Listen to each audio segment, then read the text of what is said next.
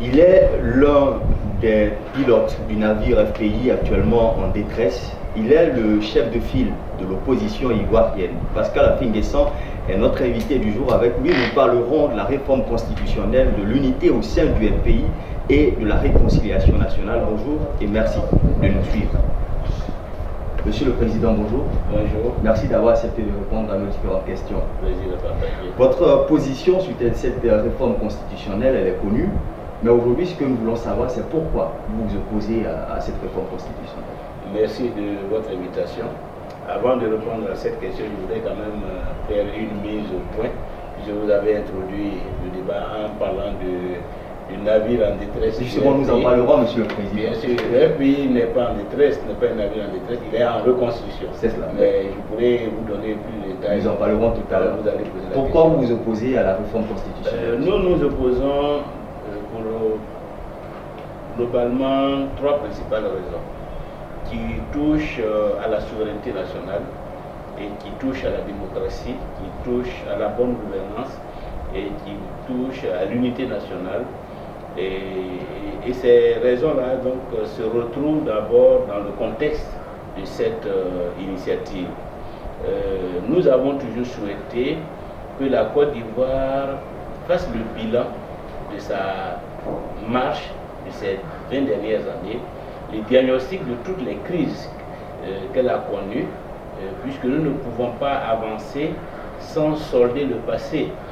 Avec tout ce qui s'est passé à l'occasion de l'élection de 2010-2011, il n'était pas envisageable que la Côte d'Ivoire poursuive sa marche en avant sans un diagnostic de ce qui s'est passé pour en tirer les leçons et pour dessiner les contours de l'avenir. Et c'est pour cela que nous avons parlé des États généraux de la République depuis 2013, pour que ce soit le cadre inclusif qui mobilise toutes les composantes nationales pour établir ce bilan et proposer les réformes qui conviennent pour que le pays avance dans la paix, dans la stabilité et dans le progrès. Malheureusement, le chef de l'État s'est toujours opposé à cette nécessité qui s'est imposée dans beaucoup de pays à travers les commissions vérité et réconciliation, à travers les conférences nationales. Le chef de l'État s'est toujours opposé et à l'heure actuelle, il a décidé de façon unilatérale, de façon dirigiste, de façon solitaire d'imposer une constitution à notre pays, alors que le pays n'a pas fait le deuil de toutes les violences du passé, alors que beaucoup d'Ivoiriens sont encore en prison, d'autres en exil à cause de la crise qui prévaut dans le pays. Pourtant, monsieur le Président, lorsque le président Alassane Ouattara avait annoncé l'initiative, vous faites partie de ces rares personnes qui l'avaient salué. Aujourd'hui, vous parlez du contexte qui ne s'y prête pas. Bien sûr, qu'est-ce qui n'a pas on peut saluer une initiative tout en déplorant les conditions dans lesquelles elle est, tout en contestant, tout en demandant que cette initiative soit mise en œuvre dans un contexte approprié. Pour vous, ce n'est pas le moment? Le contexte n'est pas approprié à cause de la crise, à cause de la division du pays, à cause de la méfiance qui prévoit actuellement entre les Ivoiriens, à cause des frustrations, des rancœurs accumulées depuis la crise et qui ne sont pas encore soldées. Donc on ne peut pas bâtir un pacte social, on ne peut pas bâtir une constitution qui est un contrat entre les Ivoiriens, on ne peut pas le bâtir si les Ivoiriens ne sont pas réconciliés. Donc, première raison, le contexte inapproprié. Deuxième raison, la démarche solitaire, dirigiste, la démarche unilatérale. Le président de la République n'a aucun pouvoir en matière d'adoption ou d'élaboration d'une nouvelle constitution. La constitution lui donne des compétences en matière de révision.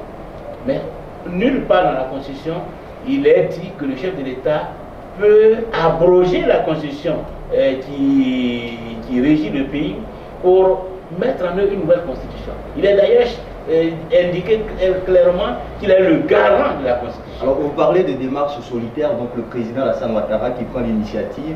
Pourtant, ce que nous savons, c'est que lorsque la réforme constitutionnelle a été annoncée, il y a eu des phases de consultation, d'abord de l'opposition et des différentes couches de la société ivoirienne. Finalement, lorsque vous avez rencontré le président Alassane Ouattara, qu'est-ce que vous lui avez dit? Mais lorsque une action dépend de vous, que vous en êtes le propriétaire, on ne vous consulte pas. C'est vous qui la mettez en œuvre.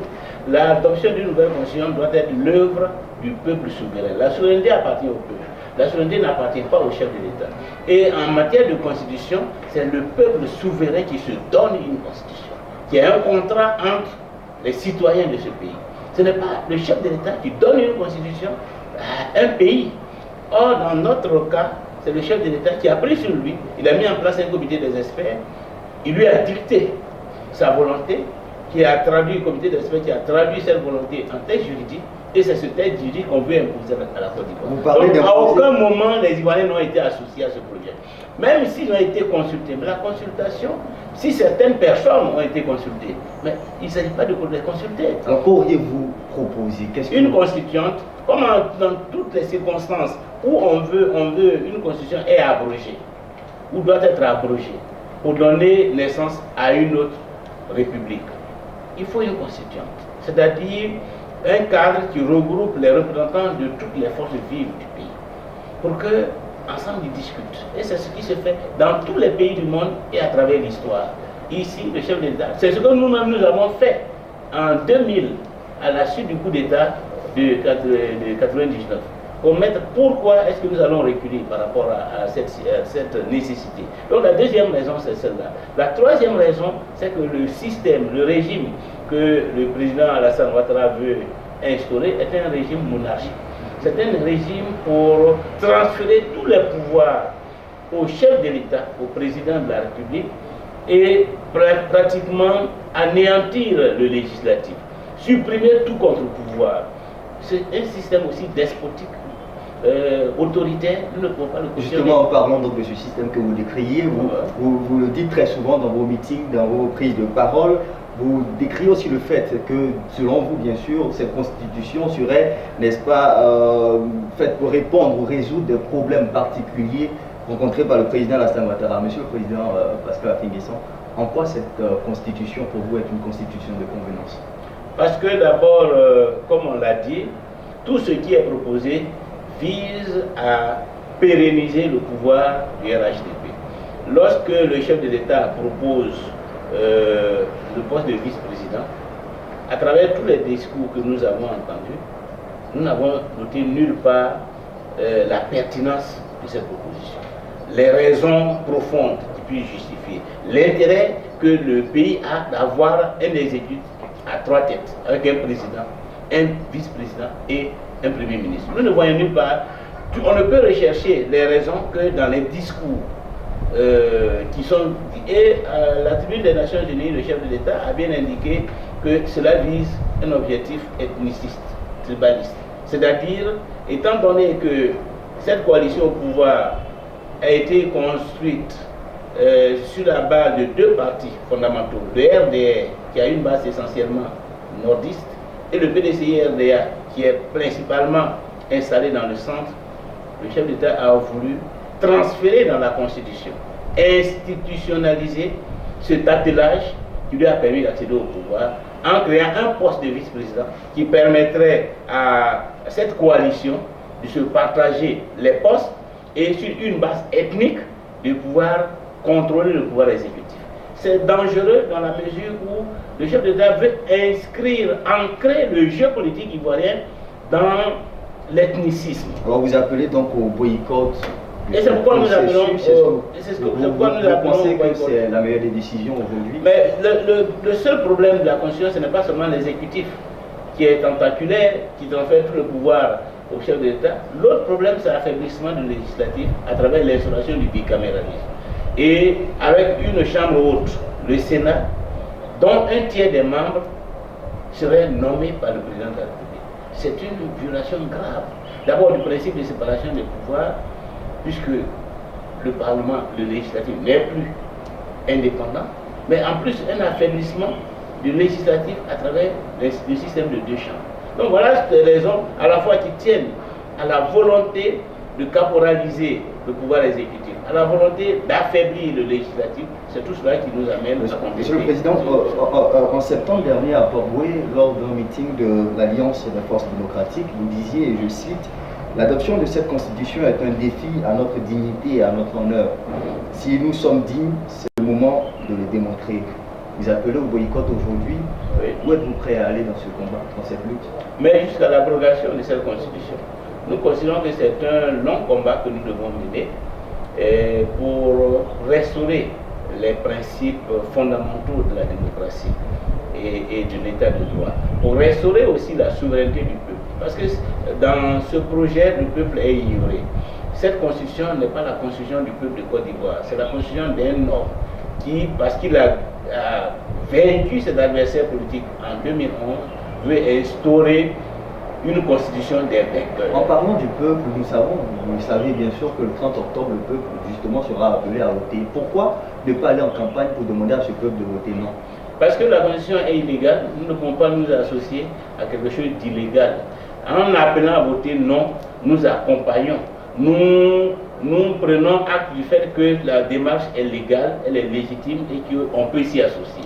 En refusant donc de nous y associer, en appelant les Ivoiriens à le boycotter, nous délégitimons cette initiative. Nous lui enlevons tout crédit politique. Et nous l'affaiblissons par la même occasion, parce qu'à partir de ce moment, aussi bien l'opinion nationale qu'internationale reconnaîtra que cette constitution-là n'est pas une constitution qui rassemble les Ivoiriens. Monsieur le Président, pourtant, en 2011, le FPI n'était pas aux élections législatives. Après, le recensement de la population a été aussi boycotté par votre parti. Les dernières élections, même si vous y étiez, nous avons vu quand même le taux de participation qui n'était pas assez favorable pour un certain nombre de raisons. Pourtant, tous ces processus se sont tenus. Vous savez aujourd'hui que même si vous boycottez ce processus, ce référendum aura lieu. Bien sûr. Mais c'est parce que justement, depuis 2011, le régime actuel refuse d'inscrire son action dans un environnement démocratique que nous nous retrouvons là où nous sommes, que le pays est toujours divisé, qu'il y a des difficultés et que nous avons du mal à avancer, que nous avons du mal à tourner la page de la crise de 2010-2011. Cela signifie que c'est un échec. Donc le fait de refuser la démocratie, de refuser le dialogue politique, la participation, je dirais, inclusive de toutes les forces-là, c'est en même temps une façon aussi de discréditer sa propre initiative et de faire en sorte que, en définitive, on est au pouvoir, mais on a du mal véritablement à sortir le pays de l'impasse. Et donc nous sommes persuadés qu'en agissant tel que nous l'avons commencé, il arrivera un moment où nous triompherons de ce régime qui refuse la démocratie. Et une façon de le faire, c'est d'abord d'aller aux élections législatives, d'être présent massivement à l'Assemblée nationale, d'appeler tous nos compatriotes à nous accompagner pour que nous ayons les moyens juridiques, les moyens politiques de changer les choses. On en parlera tout à l'heure. Monsieur, les livres saints, tels que la Bible, le Coran, vous savez, ces livres eux-mêmes sont contestés. Est-ce que vous pensez qu'il est possible aujourd'hui d'avoir un texte, une constitution qui peut faire l'unanimité? Bien sûr qu'il est possible d'avoir une constitution qui peut se rassembler, qui puisse faire consensus. Et c'est ce que les uns et les autres souhaitent. Mais pour cela, il faut être ouvert, il faut un dialogue national, il faut associer tous les représentants de la société ivoirienne à l'élaboration. Il y aura des compromis forcément qu'il faudra faire, il y aura des efforts qui seront demandés aux uns aux autres. Mais d'abord, il faut qu'il y ait une volonté d'association et une volonté d'inclusion. Cette volonté, pour le moment, fait défaut. Alors nous parlons à présent finalement de l'unité au sein du FPI. Nous en avons parlé dans notre introduction. On disait que le FPI était en détresse. Pascal Afingissant, vous êtes le président reconnu aux yeux de la loi. Pourtant, dans l'autre chambre de votre maison se trouve un autre leader, Abdourahmane Sangaré, qui aussi dirige notre parti du FPI. Aujourd'hui, qui en est finalement le dirigeant? Je ne sais pas, c'est vous qui êtes venu m'interroger. Si je n'étais pas le dirigeant du FBI, certainement que vous ne serez pas là où nous sommes. Donc, nous n'avons pas... Est-ce que vous êtes véritablement reconnu, votre légitimité est-elle reconnue au sein de ce parti? Et bien sûr, tous ceux qui sont dans le parti reconnaissent ma légitimité, sinon je ne serais pas le président. Maintenant, des gens peuvent contester cette légitimité, mais c'est leur droit. Il n'y a pas quelqu'un qui fait l'unanimité dans le monde. Alassane Ouattara lui-même ne fait pas l'unanimité. Aucun dirigeant dans le monde ne fait l'unanimité. Ce qui est important dans l'action politique, c'est d'avoir la légalité et puis ensuite d'être avec ceux qui sont avec vous, d'avoir la légitimité. Et nous l'avons, nous continuons, nous faisons notre travail, et le fait que certains camarades ne soient pas d'accord avec nous, pour nous, ce n'est même pas un handicap. Vous étiez tous autour du leader, de celui qui réussissait par son nom à fédérer, à rassembler Laurent Gbagbo. Aujourd'hui, il est clair que beaucoup de personnes attendent ce moment où on vous verra, vous et Abdourahmane Sangaré, main dans la main, lutter pour la même cause. Finalement, qu'est-ce qui vous divise? Pourquoi vous ne vous entendez pas au juste? Peut-être qu'il faudrait leur poser la question, parce que moi-même, je ne sais pas ce qui nous divise. Si ce ne sont des questions de personnes, si ce n'est pas une volonté de dire à celui qui est là, pousse-toi afin que nous y mettons. Donc, mais je pense que ce n'est pas de cette façon qu'on mène la vie de la politique. Nous avons des textes, nous sommes un parti démocratique. Je suis président du FPI depuis 2001. Je ne suis pas arrivé là par un coup d'État. Ce sont les camarades qui, volontairement, démocratiquement, m'ont confié cette responsabilité avec l'onction du président Laurent Gbagbo. Donc moi, je continue mon travail. Des camarades peuvent ne pas être d'accord parce qu'aujourd'hui, le président Gbagbo n'est plus là, peuvent vouloir prendre ma place, mais il faudrait qu'ils fassent la preuve qu'ils sont plus compétents que moi. Le président Gbagbo est à la haie, justement, nous en parlons. Beaucoup estiment qu'on ne vous sent pas dans ce combat pour la lutte du président Laurent Gbagbo. Vous, comment aujourd'hui se porte l'état de vos relations avec le président Laurent Gbagbo? Parce que nous savons que jusqu'à présent, vous n'y êtes pas encore allé. Oui, mais l'état de nos rapports, c'est d'abord à travers ce que je fais pour que le président Gbagbo ait une chance de sortir de prison. Qu'est-ce que vous savez, ce que je fais, c'est d'abord restaurer le FPI.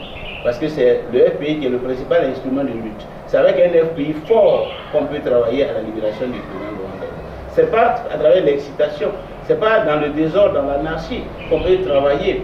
Ce n'est pas dans les injures, dans les actes de défiance, mais dans la construction d'une stratégie pertinente et dans le renforcement du rôle politique du FPI, dans le renforcement de la diplomatie du FPI, que nous pouvons agir sur la situation du président Gbagbo. Parce que c'est la politique qui a mené le président Gbagbo à la haie, c'est la politique qui peut le ramener. Donc il faut faire la politique. Celui qui refuse de faire la politique, qui veut s'inscrire dans les invectives, c'est qu'il a choisi la voie pour que le président Gbagbo ne puisse pas retrouver la liberté de sitôt. Aujourd'hui, qu'est-ce que vous faites, vous, en tant que président reconnu, pour que les autres qui sont dehors puissent revenir à la maison? Nous avons fait beaucoup. Nous leur tendons la main chaque jour. Dernièrement, le 10 septembre, nous avons lancé un appel solennel à ce qu'ils nous rejoignent pour que nous puissions continuer la lutte. Nous avons mis en place un groupe de contact qui devrait logiquement les approcher. Mais il faut reconnaître qu'il y a des résistances. Donc si aujourd'hui la situation n'évolue pas, ce n'est pas de notre faute, ce n'est pas de notre fait. Ce n'est pas parce qu'on a manqué d'initiative. Nous ne faisons que poser des actes. Mais en même temps, nous ne nous arrêtons pas à cette situation. Parce qu'il s'agit d'abord de construire le parti. Donc il ne faut pas se laisser distraire par l'attitude de ceux qui veulent nous maintenir dans la crise. Il faut reconstruire le parti, il faut participer à la vie politique, il faut donner un rayonnement au FPI à travers une diplomatie agissante.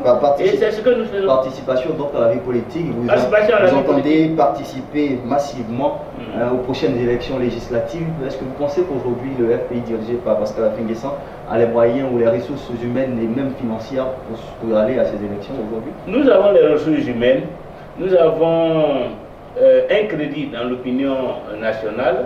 Il est vrai qu'effectivement, au plan financier comme matériel, nous avons des handicaps importants. Mais cela ne doit pas nous tétaniser.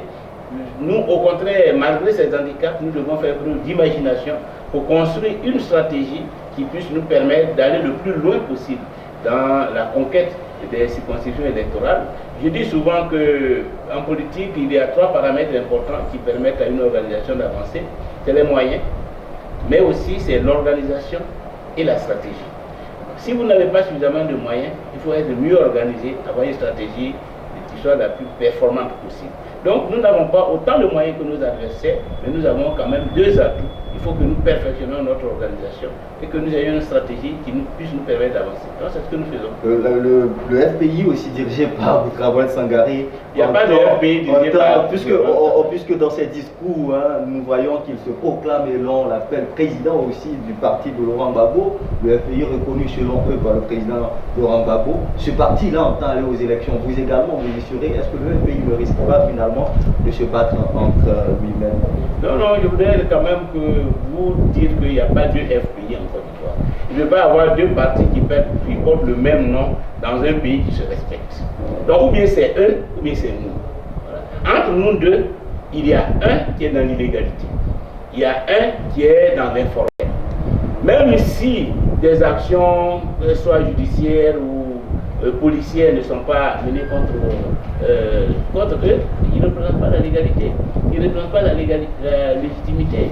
Je considère même que c'est malheureux que des gens qui ont participé à un gouvernement, qui ont gouverné un pays pendant des années, puissent se livrer à ce genre d'exercice. Voilà. C'est même honteux. Mais nous essayons d'avoir une attitude mesurée pour ne pas les rejoindre dans la poubelle, pour ne pas les rejoindre dans l'enfantillage. C'est pour cela que nous allons doucement pour que nous puissions trouver de façon civilisée, de façon responsable, une solution à cette situation sans verser dans le ridicule. Mais tout le monde sait, en Côte d'Ivoire, comme à travers le monde, que le FPI, il y a un seul FPI dirigé par Pascal Affi-N'Guessan qui participe à la vie politique nationale et qui va se présenter aux élections et je dirais manifester sa place sur l'échiquier national à travers les scores qu'il va faire. Alors aujourd'hui sur le terrain, beaucoup disent ne pas trop sentir l'opposition ivoirienne parce qu'à la fin décembre, depuis la sortie de Bouna, est très proche, un peu plus proche du pouvoir en place et un peu loin de ses amis d'autrefois. Est-ce que Pascal Affi-N'Guessan est le pion d'Alassane Ouattara? Si on était proche du pouvoir, on serait en train d'appeler à voter le oui au référendum. On n'aurait pas fait des manifestations, de mobilisation et de sensibilisation contre la Constitution. On n'aurait pas programmé un sitting de protestation devant l'Assemblée nationale, ni organisé la marche du 8 octobre 2016. Les éléments abondent pour bien montrer que nous sommes l'opposition. Dans cette affaire relative à la Constitution, nous sommes la seule force politique qui a haussé le ton, qui a manifesté, qui a sensibilisé et qui a fait la démonstration que cette Constitution est mauvaise, qu'il ne faut pas que le peuple du Côte d'Ivoire s'y associe. Donc nous avons notre style. Certains peuvent ne pas la comprendre, de comprendre ce style et peut-être penser que nous sommes un parti. Nous ne sommes pas un parti voyou, nous ne sommes pas un parti de vandales, nous sommes un parti responsable, un parti qui veut se faire respecter parce qu'il ambitionne de diriger la Côte d'Ivoire et nous savons que les Ivoiriens ne peuvent pas confier leur sort à des voyous. Justement, nous abordons à présent, Monsieur le Président, la question de la réconciliation. Cette question nous permet de mettre en rapport, bien sûr, cette réforme constitutionnelle et la réconciliation, bien sûr, vu que selon le président Alassane Ouattara, cette réforme constitutionnelle serait la clé qui permettrait de fermer définitivement les portes des différentes crises vécues par les Ivoiriens. Est-ce que vous pensez que cette troisième république permettra de tourner la page? Non, au contraire, elle approfondit les divisions. Le contexte dans lequel cette constitution est en train de se mettre en place n'est pas un contexte de rassemblement, mais au contraire un contexte de division, un contexte d'affrontement. Et donc je dirais que les proclamations qui sont faites ne sont pas traduites par des actes, ne sont pas en phase avec les réalités. Donc la réalité, c'est bien de dire qu'on veut tourner la page, mais comment peut-on tourner une page en créant de nouvelles divisions? Au contraire, on approfondit la crise de confiance, les antagonismes qui ont traversé la vie politique ivoirienne ces 20 dernières années. Et il est fort à craindre que l'avenir soit plus sombre même que le présent que nous vivons. Aujourd'hui, quel est votre regard sur la réconciliation nationale? C'est un échec. Il n'y a pas une volonté politique de réconciliation. Il n'y a pas une capacité politique de réconciliation. Il n'y a pas un leadership à la tête de l'État qui soit capable de se lever au-dessus des considérations partisanes, des questions, des ressentiments personnels pour prendre en compte l'intérêt national, pour appeler tous les fils de Côte d'Ivoire à se rassembler pour construire l'unité nationale qui serait véritablement la fondation du développement et de la démocratie en Côte d'Ivoire. C'est cela la grande faiblesse du pays aujourd'hui, c'est qu'il n'y a pas un leadership à la mesure des défis auxquels le pays est confronté, qui sont les défis de l'unité nationale, qui sont les défis de la démocratie et qui sont les défis du progrès. Alors vous parlez d'échec. Cet échec, Pascal Afingui-Nguessan, vous le remontez à quand justement? Est-ce que c'est un échec qui part de la fin, ou disons de la crise post-électorale, ou un échec qui part depuis 2002? Oh, quelque soit. D'abord, l'échec de ceux qui ont en main la direction du pays. Ils ont en main la direction du pays depuis mai 2011, et de cette date à aujourd'hui, les problèmes fondamentaux qui touchent à la cohésion nationale sont toujours en l'état. Et la réforme constitutionnelle qu'ils viennent d'initier vient en rajouter à la division qui est déjà là, qui n'ont pas réussi à combler, à la division entre les Ivoiriens. Quelles sont les actions menées par le FPI aujourd'hui en faveur de la réconciliation nationale? Mais nous avons fait des propositions. Mais nous aujourd'hui, nous gérons le ministère de la parole, le ministère des propositions. Si demain les Ivoiriens nous font confiance et nous donnent le pouvoir, alors ils verront notre capacité à rassembler. Mais nous faisons la démonstration de cette capacité à travers, par exemple, la proposition des États généraux de la République, que nous avons, proposé comme un cadre idéal pour faire en sorte que les Ivoiriens se rassemblent, se retrouvent, discutent entre eux en frères et sœurs, fassent la paix, fassent le deuil de toutes les souffrances endurées ces 20 dernières années et ensemble tracent les sillons de l'avenir. Cette proposition, elle sera au centre de notre politique de réconciliation si demain les Ivoiriens nous font la confiance et nous donnent le pouvoir d'État. Aujourd'hui, vous en parlez aisément. Pourtant, lorsque nous remontons dans l'histoire ivoirienne, nous savons que vous étiez au pouvoir depuis l'an 2000. Même si en 2002, il y a eu une rébellion qui aura divisé le pays en deux, vous avez essayé tant bien que mal, à travers le monde entier, de réconcilier les Ivoiriens, de réunir le pays divisé pendant 10 ans, des bonnes années.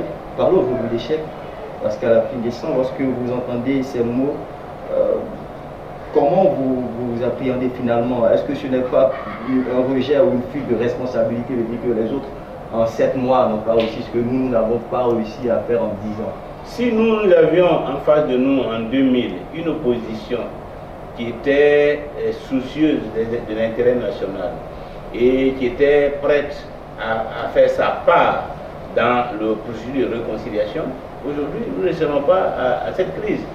Or, notre volonté de réconciliation a été toujours intacte. Dès 2000, nous avons ouvert le gouvernement à tous les partis politiques. Le chef de l'État, le président Laurent Gbagbo, a initié le forum de la réconciliation nationale. En 2002, il a ouvert une nouvelle fois le gouvernement à toutes les sensibilités, y compris au RDR. Mais en face, qu'est-ce que nous avons observé?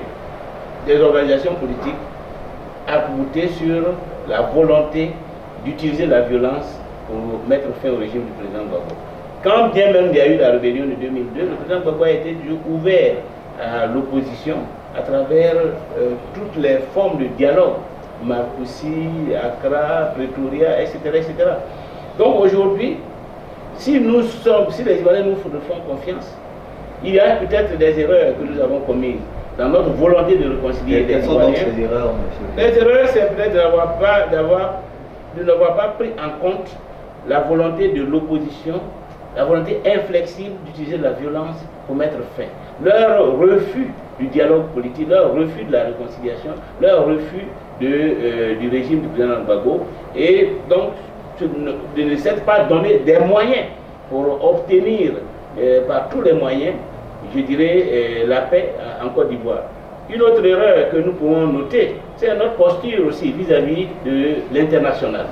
Voilà. Et ce sont des erreurs qu'il faut savoir réparer. À savoir qu'en Côte d'Ivoire comme en Afrique, la politique repose sur 3 pieds. Il y a le pied du peuple, le pied des institutions de la République que l'on dirige lorsqu'on est au pouvoir, mais aussi il y a le pied de la communauté internationale.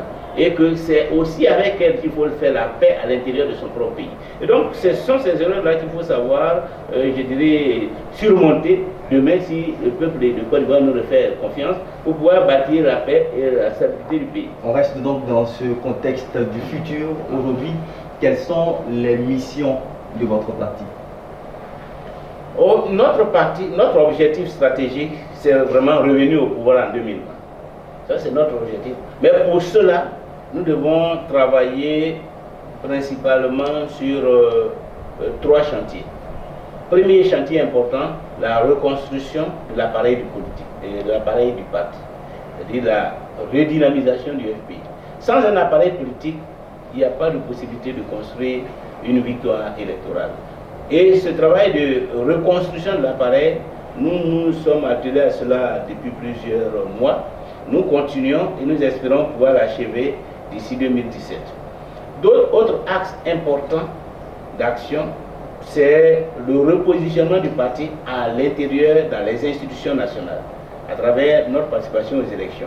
Avec un appareil reconstruit, un appareil fort, nous espérons pouvoir gagner le maximum de sièges à l'occasion des élections législatives. Troisième dimension de notre démarche, le repositionnement international. Un parti politique qui ambitionne de gouverner la Côte d'Ivoire ne peut pas être isolé sur la scène internationale, ne peut pas ne pas avoir des amis à travers l'Afrique et à travers le monde qui puissent l'appuyer diplomatiquement, politiquement, pour que son action puisse être consolidée. Et donc, depuis ma sortie de prison, ce travail-là, nous nous y sommes attelés à travers des rencontres avec des chefs d'État en Afrique, à travers notre volonté de revenir dans l'international socialiste, des visites en Europe, et nous nous réjouissons de ce que, à l'occasion par exemple de l'investiture de la candidate démocrate aux États-Unis, nous ayons été invités. Ceci signifie que tous les efforts que nous avons déployés ces 2 dernières années, ce sont des efforts qui ont été payés puisque nous sommes revenus sur la scène. Le FPI est redevenu fréquentable. Je dirais que toutes les accusations portées contre nous aujourd'hui, nous pouvons considérer que cela relève du passé. Monsieur le Président, nous sommes au terme de notre interview. Merci d'avoir répondu à nos différentes questions. C'est moi qui vous remercie. Mesdames et messieurs, nous avons été très heureux d'avoir été avec vous. Merci de nous avoir suivis. Restez sur acodi.com.